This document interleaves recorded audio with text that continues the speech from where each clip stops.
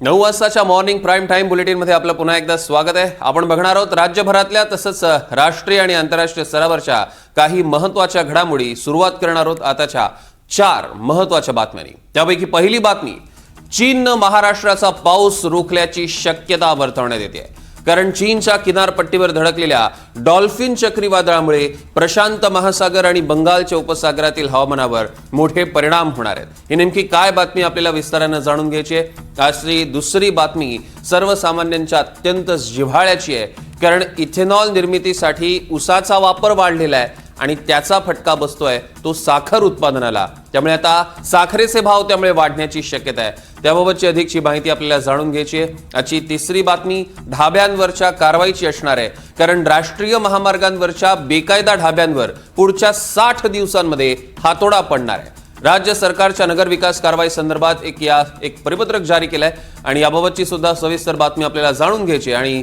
आजची चौथी बातमी, छत्रपती संभाजीनगरमधनं छत्रपती संभाजीनगरच्या वाळूस परिसरात बजाज कंपनीच्या कर्मचाऱ्यांनी अचानक आंदोलन सुरू केलेलं आहे। पगारवाढीसह कामावर कायम करण्याच्या मागणीसाठी कर्मचारी आक्रमक झालेले आहेत। या संदर्भात सुद्धा आपल्याला विस्ताराने जाणून घ्यायचं आहे। या 4ही बातम्या ज्या स्क्रीनवर आता आपल्याला दिसतात सगळ्या सविस्तर बघणार आहोत। सुरुवात करूया त्यातल्या पहिल्या मोठ्या बातमीला।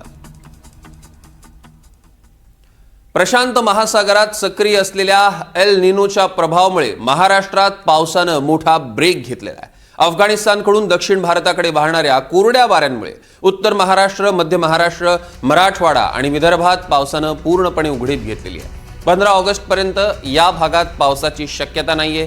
चीनच्या किनारपट्टीवर धडकलेल्या डॉल्फिन चक्रीवादळाची ही चर्चा सुरू आहे। या चक्रीवादळामुळे प्रशांत महासागरातील आणि बंगालच्या उपसागरातील हवामानाच्या यंत्रणेवर परिणाम झालेला आहे का, असा सवाल निर्माण झाला आहे।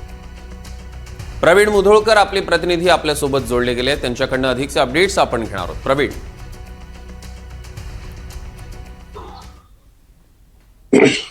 डॉल्फिन चक्रीवादळ जे आहे ते अल निनोचाच भाग आहे। त्यामुळे चीनच्या किनारपट्टीवरती सध्या डॉल्फिन चक्रीवादळ जे आहे त्याचा प्रभाव पाहायला मिळतोय।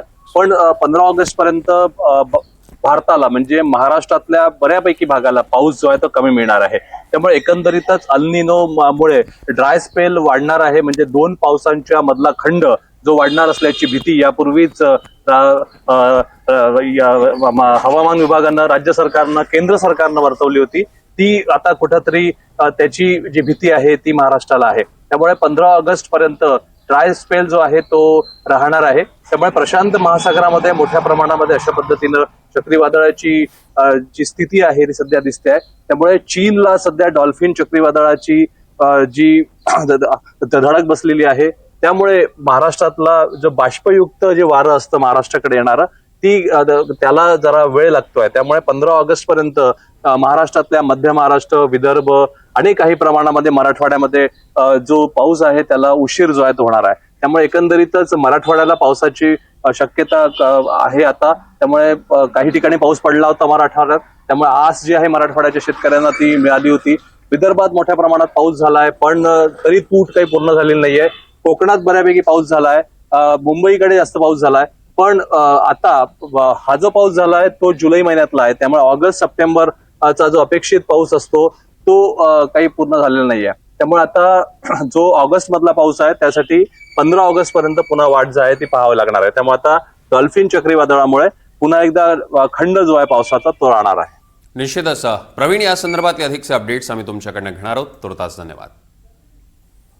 आणि याच पावसासंदर्भातली एक अत्यंत महत्त्वाची बातमी, खरं तर राज्याची चिंता वाढवणारी ही बातमी म्हणायला पाहिजे, कारण राज्यभरातील 8 तालुक्यांमध्ये 50% कमी पाऊस झालेला आहे। 190 तालुक्यांमध्ये सरासरीपेक्षा कमी पाऊस झालाय। 7 ऑगस्ट पर्यंत राज्यातील 355 पैकी 8 तालुक्यात सरासरीच्या केवळ 25 ते 50% पाऊस झालाय।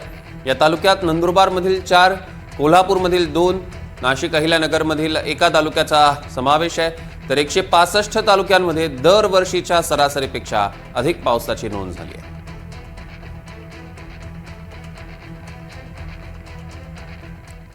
आणि आता आजची दुसरी महत्त्वाची आणि मोठी बातमी, इथेनॉल मिश्रित पेट्रोलमुळे आता साखरेचा सगळा खेळच बिघडून गेलाय। इथेनॉल निर्मितीसाठी ऊसाचा वापर वाढलाय आणि त्यामुळे होणार आहे असं की साखर उत्पादनाला त्याचा मोठा फटका बसेल। साखरेचं उत्पादन घटल्यानं बाजारात आवक कमी झाल्याचा दावा व्यापाऱ्यांनी केलाय। त्यामुळे ऐन सणासुदीचा काळ आहे, गणपती येत आहेत, नवरात्र आहे, दिवाळी आहे आणि याच सगळ्या पार्श्वभूमीवर साखरेचे भाव आणखी वाढण्याची शक्यता आहे। तेव्हा सरकार आता पुढच्या महिन्यात इथेनॉल निर्मितीसाठी ऊसाचा वापर मर्यादित करण्याची शक्यता आहे। महाराष्ट्र आणि कर्नाटकमध्ये जून महिन्यात पावसाची तूट होती। हीच दोन्ही राज्य जी आहेत जी खरं तर ऊस उत्पादनात मोठा वाटा उचलतात आणि पावसाचं गणित बिघडलंय, त्याचा परिणाम एकीकडे साखर उत्पादनावर होतोय। सप्टेंबरच्या हंगामात साखर कारखान्यांनी जवळपास 30 लाख मेट्रिक टन साखर ही इथेनॉल निर्मितीसाठी वापरली आणि त्याचाही फटका दुसरीकडे साखरेला बसला। म्हणजे गेल्या एका महिन्यात साखरेच्या किमतीत जवळपास 10% वाढ झाली आहे। राज्यात आधीच साखरेचा तुटवडा आहे, सणासुदीत त्यामुळे भाव आणखी वाढण्याची शक्यता आहे। आणि आजची तिसरी महत्त्वाची मोठी बातमी, राष्ट्रीय महामार्गांवरच्या बेकायदा ढाब्यांवर पुढच्या 60 दिवसात हातोडा पडणार आहे। राज्य सरकारच्या नगरविकास कारवाई संदर्भात परिपत्रक जारी केलंय।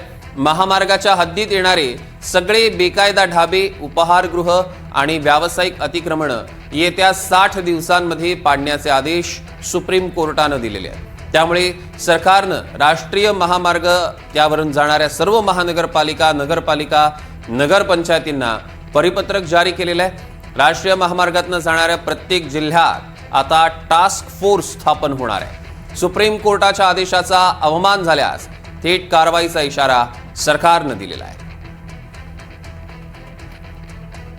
आणि आता आजची चौथी महत्त्वाची बातमी छत्रपती संभाजीनगरमध्ये संभाजीनगरच्या वाळूस परिसरात बजाज कंपनीच्या कर्मचाऱ्यांनी अचानक आंदोलन सुरू केलं।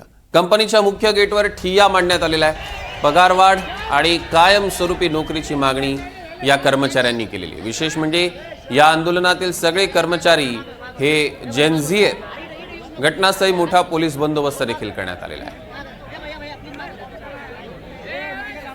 या संदर्भातले अधिकचे अपडेट्स आपण घेणार आहोत। छत्रपती संभाजीनगरहून मोहसिन शेख आपले प्रतिनिधी आपल्यासोबत जोडले गेले आहेत। मोहसिन, काय अधिकची माहिती आहे?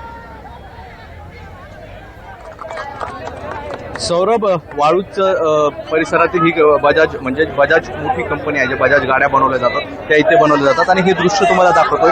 हे सगळे तरुण या ठिकाणी आंदोलनाला बसलेले आहे। हे प्रशिक्षणार्थ सगळे आहे, तरुण आहे आणि यांना 3 वर्षानंतर डिग्री दिली जाईल असं आश्वासन दिलं होतं, मात्र आता डिग्री मिळत नसल्याचं त्यांचं म्हणणं आहे। आपण एक आंदोलन जेनजीचं जंतर मंतरवर बघितलं होतं, आता हे देखील जवळपास यातले बहुतांश विद्यार्थी हे जेनजी आहेत, त्यामुळे हे एक नवीन आंदोलन या ठिकाणी पाहायला मिळतात। हजारो विद्यार्थी आणि हे सगळे ट्रेनी कर्मचारी या ठिकाणी आहे। सकाळपासून कंपनीच्या गेटवर घोषणा, कोणत्याही परिस्थितीत आमच्या मागण्या मान्य करा। काय मागण्या आहे थोडंसं समजून घ्या, काय मागण्या तुमच्या? आम्हाला कन्फर्म झालं पाहिजे, जॉब परमनंट भेटला पाहिजे आणि आम्हाला डिग्रीचं सर्टिफिकेट बी पाहिजे, कारण 3 वर्ष आमची त्यांनी फसवणूक केलेली आहे 3 वर्षापासून। आता काय तुम्ही इथंच थांबणार का? हो, जोपर्यंत निकाल लागणार आहे तोपर्यंत इथंच थांबणार। आपण बघतो की आंदोलनावर हे सगळे विद्यार्थी ठाम आहे। या ठिकाणी आपण बघतो काही राजकीय संघटना देखील पोहोचलेल्या आहेत, त्या देखील आता विद्यार्थ्यांच्या आणि या प्रशिक्षणार्थ तरुणांच्या मागे उभा आहेत। मनसेचे काही पदाधिकारी या ठिकाणी पोहोचलेले आहेत, त्यामुळे हे आंदोलन आता वाढताना पाहायला मिळतात। पोलिसांचा फोर्स देखील वाढवण्यात आला आहे, पथक देखील बोलवण्यात आलेला आहे आणि अजूनही या ठिकाणी घोषणाबाजी आणि सगळ्या गोष्टी सुरू आहे। मात्र आता कंपनीचे लोक देखील चर्चा करण्यासाठी येताना पाहायला मिळतात, त्यामुळे यावर काही तोडगा निघतो का हे पाहणं महत्त्वाचं असणार आहे। मात्र आंदोलनात मोठी गर्दी आणि पोलिसांचा बंदोबस्त पाहायला मिळतो। सौरभ, निश्चितच मोहसिन, या संदर्भातले अधिकचे अपडेट्स आम्ही तुमच्याकडनं घेणार आहोत, यावर लक्ष ठेवून असा तुर्तास धन्यवाद। आणि आजची अजून एक महत्त्वाची बातमी, शिवसेना पक्ष आणि चिन्हासंदर्भात आज सर्वोच्च न्यायालयात सुनावणी होणार आहे। खरं तर गेल्याच आठवड्यात ठाकरेंच्या शिवसेनेकडनं कपिल सिब्बल यांनी युक्तिवाद केलेला, त्यानंतर आज पुन्हा एकदा शिवसेनेकडनंच युक्तिवाद करण्यात येणार आहे। शिवसेना पक्ष आणि चिन्ह शिंदेंच्या शिवसेनेला देण्याच्या निर्णयावरील आव्हान याचिकेवर ही सुनावणी होणार आहे। सरन्यायाधीश सूर्यकांत, न्यायमूर्ती जयमला बागची आणि व्ही मोहना यांच्या विशेष खंडपीठासमोर ही सुनावणी पार पडणार आहे।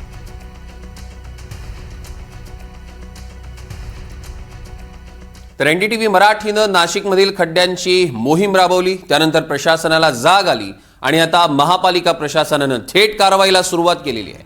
नाशिकच्या खड्ड्यांच्या प्रश्नावर महापालिका प्रशासन ऍक्शन मोडवर आलंय।